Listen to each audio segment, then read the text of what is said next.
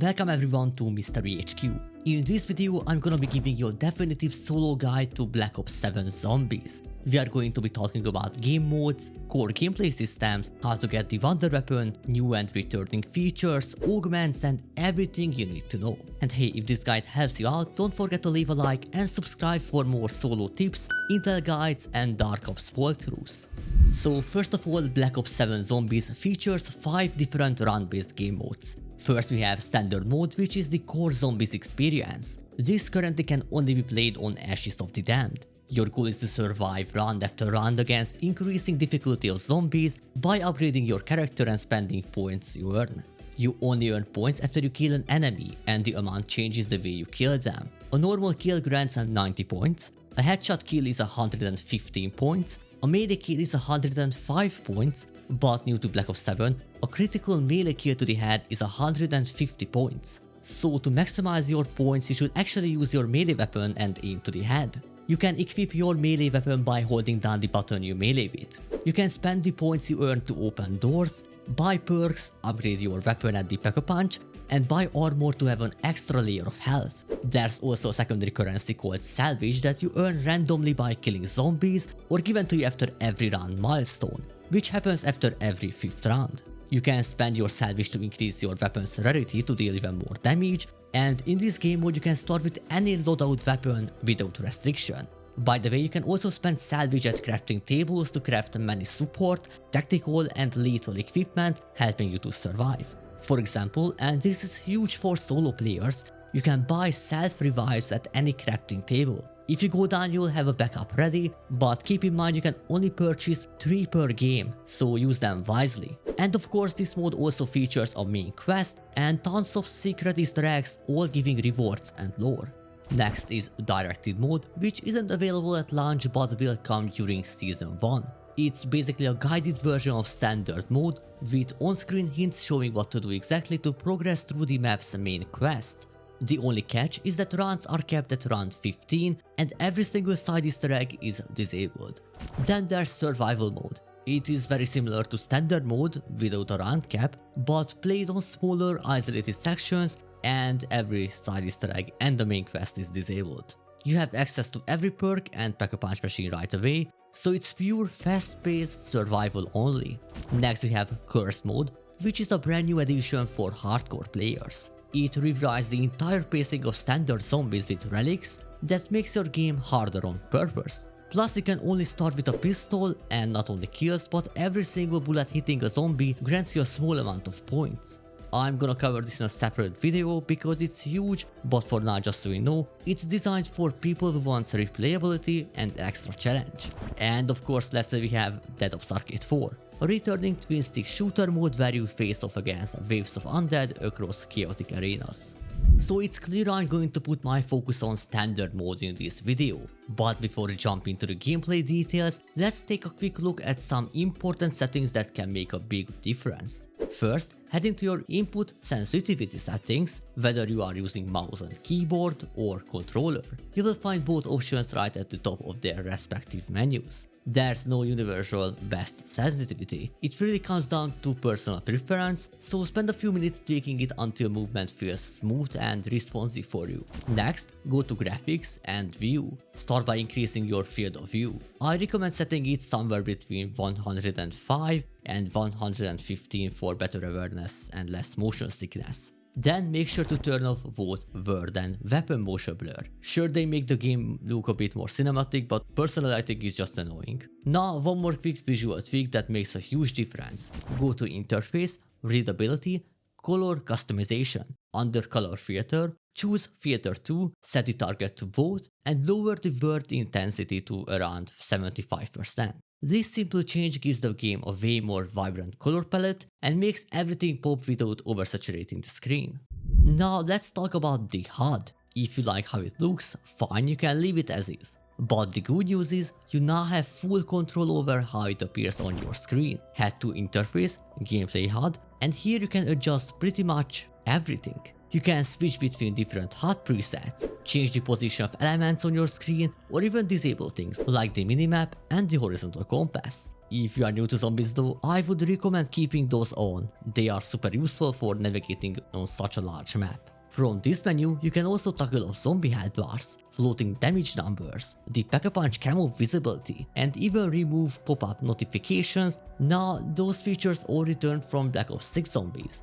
But what's actually new this year is the HUD Themes system. This doesn't just let you move things around, it lets you completely change the visual style of your HUD.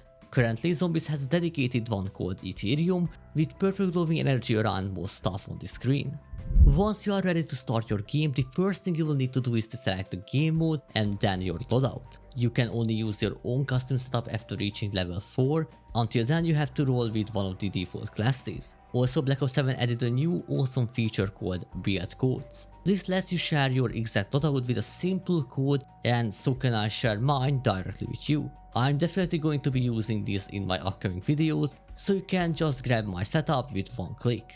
But back to your loadout, it includes your primary weapon, a dedicated melee weapon, a field upgrade, your equipment, and of course your GobbleGum pack. First, let's talk about your weapon. It's going to last a few rounds, but soon you will feel it's getting weaker. Then you have two separate upgrade paths in Black Ops 7. The first is the Pack-a-Punch machine, which gives your gun a massive damage spike. In survival mode it's already unlocked, but in standard you will need to complete a few steps before you can use it. I will cover that later in this video. But Pack-a-Punch is only half the story. You also need to upgrade your weapon's rarity at any armor station, and this is where your Salvage comes into play. There are 4 rarity tiers: green, blue, purple, and orange, and each upgrade costs more Salvage than the last. Gold rarity is reserved for wonder weapons. A fully maxed out gun in Zombies is both triple packed and orange rarity, so make sure you keep investing into the weapon you plan to use in long term. Don't waste Salvage upgrading throwaway guns or buy things from the crafting table early on. And whenever you can afford the next rarity tier, buy it instantly. But of course you are not locked to your starting weapon. As you move around the map you will find Wallbuys, each marked with their rarity color, and as the run goes higher, these naturally upgrade until every Wallbuy eventually becomes legendary. You also have the Mystery Box, which is easy to spot thanks to a giant light beam shooting into the sky. The box gives you a random weapon with a random rarity, and just like Wallbuys, the higher the run, the more likely you will get a legendary tier gun. And of course the real jackpot is getting the ray guns, and those have much higher chance on higher runs as well. And since we are talking about Wallbuys, another thing is to watch out for armor Wallbuys, which, like I said earlier, gives you an extra layer of health. Here in Black Ops 7 there's no different Wallbuys for tier 2 and tier 3 armor. Once you buy tier 2, the Wallbuy turns into the next version, and overall you need 14,000 points to max out your defense. Next up in your loadout is your field upgrades. Field upgrades are special abilities or devices that give you either offensive power or defensive utility. To activate one you need to kill a certain number of zombies, and that number varies depending on which upgrade you are using. But there's an important change in Black Ops 7. Field upgrades charge much faster early on, but each time you use one, the next activation costs more zombie kills. So instead of spamming your ability non-stop in later runs, you actually need to plan your timing and think strategically about when to use it. Now let me quickly run through each field upgrade, just their names and what they do, in the order I would personally rank them for solo play. The most useful first, least useful last. Ether Shroud is the strongest option overall. It makes you completely invisible to zombies for 10 seconds. The only downside is you can't use it until you reach level 48.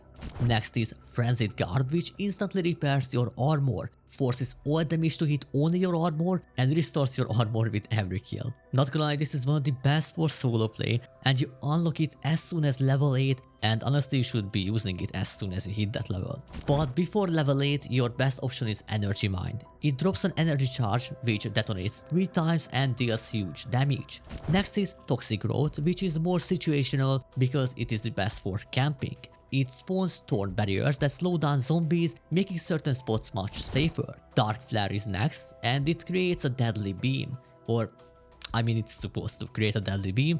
In practice, it usually just tickles zombies compared to everything else. And finally, Healing Aura. It fully heals you, revives all your teammates, and well, basically that's it. But since this is a solo guide, it lands at the bottom of the list. And the last part of your starting loadout are GobbleGums. which are also returning feature. If you did play Black Ops 6 Zombies, you will be happy to know that all your GobbleGums are carry over from 6 to 7. That means everything you had before is available here. You can make several GobbleGum packs, customizing each to different playstyles, and you can also switch between these in-game. You can buy GobbleGums from the Mr. Peaks machine, which can be found at several spots across the map. They are completely free to grab and you can store up to 3 at a time to use whenever you want in your match. GobbleGums are consumables that give you powerful in-game effects and shortcuts to make your setup a lot easier. For example, Perkaholic instantly gives you every perk on the map, while Wonder Bar grants you the map's Wonder Weapon or a ray gun straight from the mystery box. You earn GobbleGums randomly just by playing the game. You can also recycle GobbleGums mid-game before activating them just by pressing a different button to convert them into free points, with the amount depending on the gum's rarity. An Ultra GobbleGum gives you 5000 points, while Whimsical only gives you 100. So by only using this feature you can actually get back a punch on round 1. But now let's talk about ammo mods. These add an elemental effect to your weapon. Fire, ice, toxic, shadow, electric or fireworks, and certain enemies take increased damage from specific elements. Considering there are currently only 2 enemies with elemental weaknesses, the Bear and the Uber Klaus, which spawns exclusively at the starting area, and both are weak against Napalm Burst, that ammo mod is a no-brainer pick. Future seasons and maps will almost certainly introduce new enemies, and that's when ammo mods will matter even more. Now that you heard of various ways to upgrade your weapon, use consumables and powerful abilities, let's talk about the most iconic returning system in Zombies. Perks, making you more powerful this time. Black Ops 7 features 12 total perks, and just like previous games, you can drink every single one on every single map. If you are playing survival, perks come from the Der Wunderfizz machine, and on Ashes of the Damned, you can see all perk machine locations directly on your tag map, so I'm not gonna waste your time going over every single location here.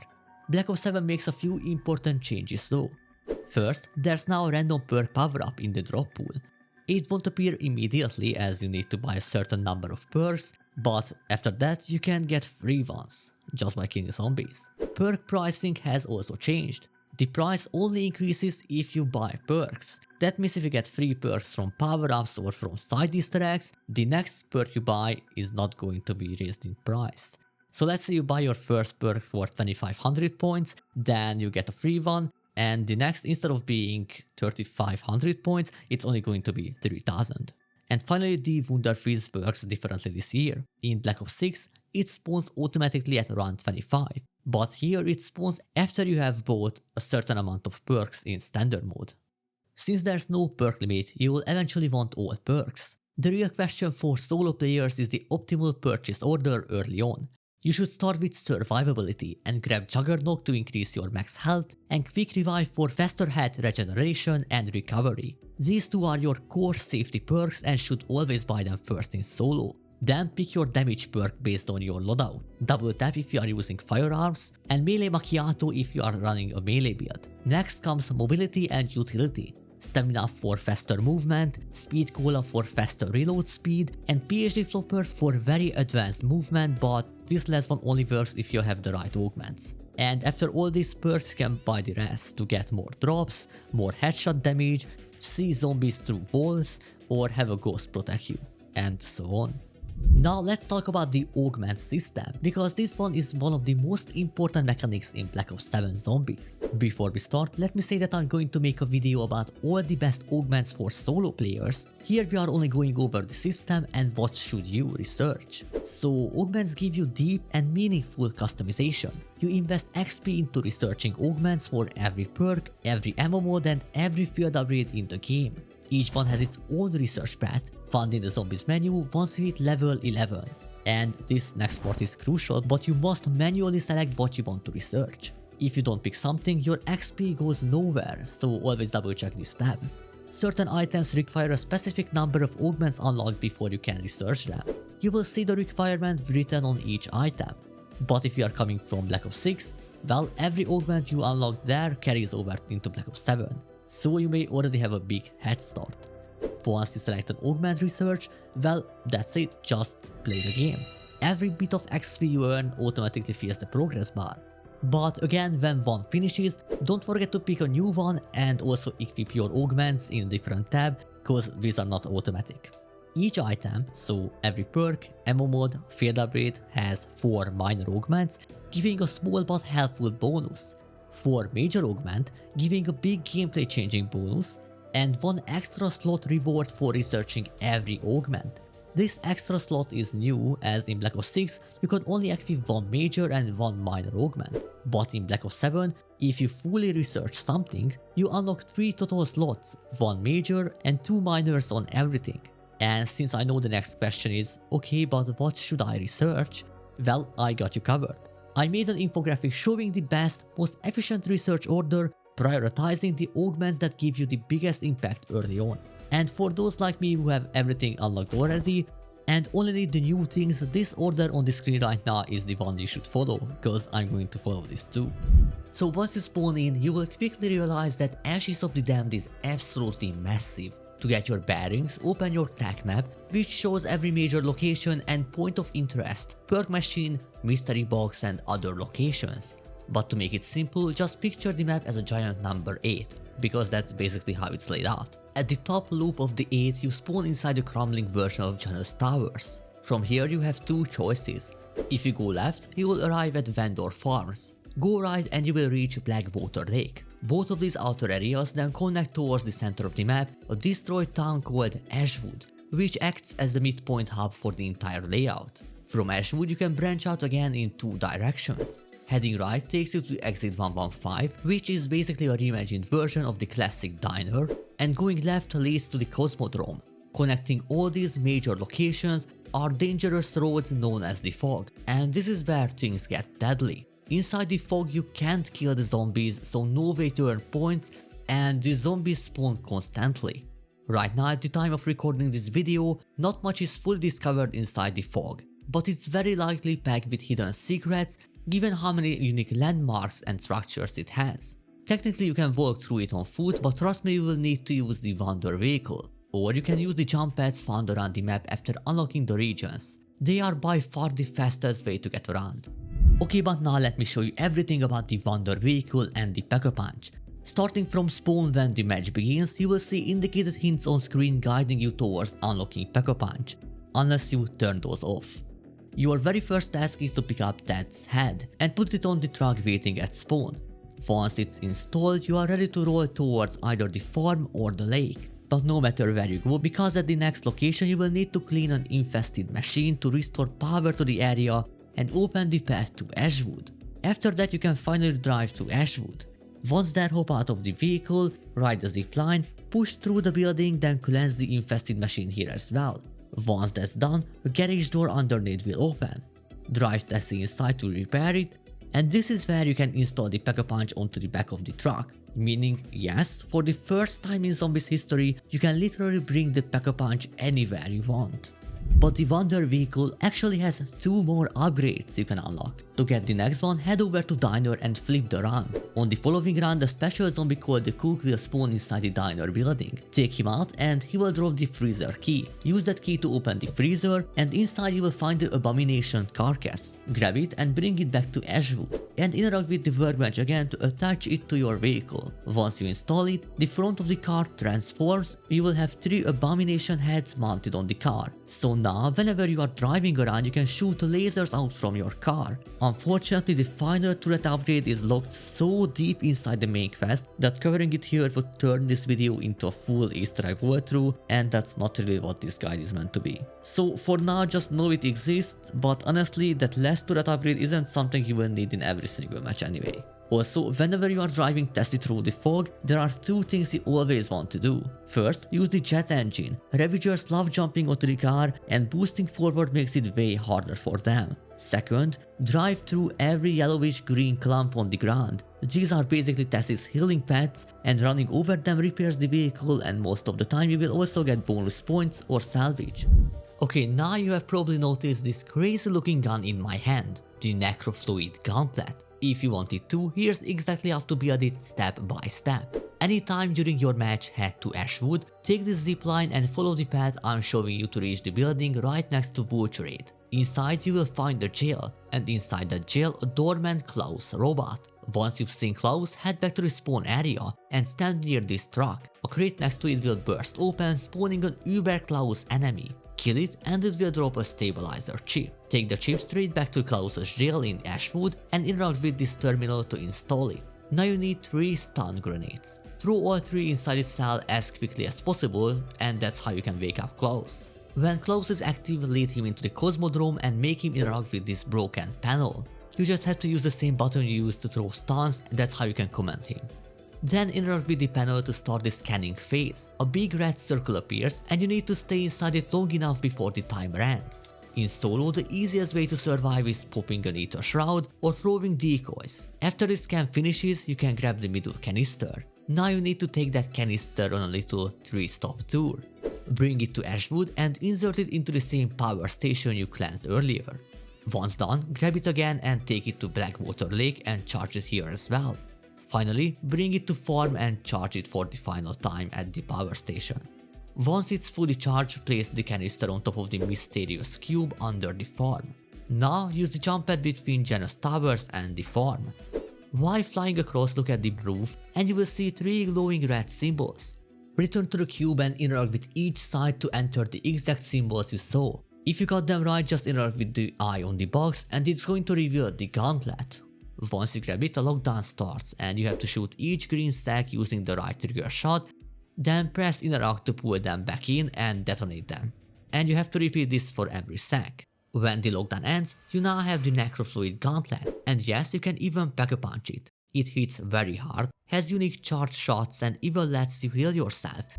Okay, so now you got a Wonder Vehicle and your crazy looking Wonder Weapon. But while doing all that, you probably noticed one thing. You never have quite enough points or salvage. Luckily, that's super easy to fix by doing a few quick side easter eggs that reward you with some insane loot. First up, let's talk about the green spores scattered around the map. Grab a fumigator and spray them. They will grow and drop free loot. But here's the trick, if you plant a toxic growth on top of the spore before spraying it, the reward skyrockets. You can get free pack-a-punch crystals, ether tool rarity upgrades and huge amount of salvage and points. It's 100% worth doing this right at the start of every single game using toxic growth. And once you are done, you can just swap back to your normal field upgrade. Oh, and the best part is that the first fumigator always spawns in the starting area right next to the first spore, so you don't even have to leave the spawn to grab some early loot. And if you still need more rewards, keep an eye out for TED task consoles that appear randomly around the map. When you activate them, you will get a short time challenge and you have to finish it for bonus salvage, points and random items like perks. The game's pretty generous too. It will spawn extra zombies, give you equipment, basically whatever you need to get the job done. Okay, so now if we backtrack a little bit and you would like to do everything faster or just want to speed up your game, you can activate the Rampage Inducer, the yellow crystals sealed inside this canister at spawn. Turning this on immediately forces every zombie into their full super sprint speed, making runs go much faster. Normally, zombies only super sprint once they hit their health cap. Speaking of health caps, zombie health continuously scales up until round 55. After that point, they stop getting stronger and instead you will just face larger and larger waves. The Rampage Inducer will automatically shut off once you reach that round, but you can manually turn it off anytime you want. Before we wrap up, there's one feature every solo player needs to know: save and quit. If you are playing solo and need a break, whether you are on round 20 or round 200, you can safely leave the match and continue later. The game stores one save file for up to 30 days, and when you load back in, that save file gets deleted, so you can't abuse the system for multiple retries on the same round. But it's still one of the best quality of life changes zombies have ever received. And the opposite of save and quit is Exfil. This feature ends your game. No saving to load back, but a successful end to the match. Compared to how it worked in previous games, instead of clearing waves of zombies, Black Ops 7 turned this into a mini boss fight. After every milestone run starting on round 11, then round 16, then round 21 and so on and on, phone booths around the map will start ringing. Answer the call and the Exfil portal will begin forming, but it immediately summons an elite enemy. Your objective is very simple, you have to kill the HVT before the timer runs out. If you succeed, the portal fully opens and you can end the match safely. You get bonus XP and all. But if you fail, well, that's an instant game over. And that's pretty much everything for this video. I wanted to give you a clean, fast breakdown of all the new and returning features so you can jump into Black Ops 7 Zombies with confidence. I really hope this guide was helpful to you and trust me, this is only the beginning. I will be dropping a ton of guides, intel locations, solo strategies and Dark Ops walkthroughs in the coming days, weeks and months. If you don't want to miss any of that, make sure to subscribe, drop a like and let me know in the comments what you are most excited for in Zombies this year. Thanks so much for watching and I will see you in my next video.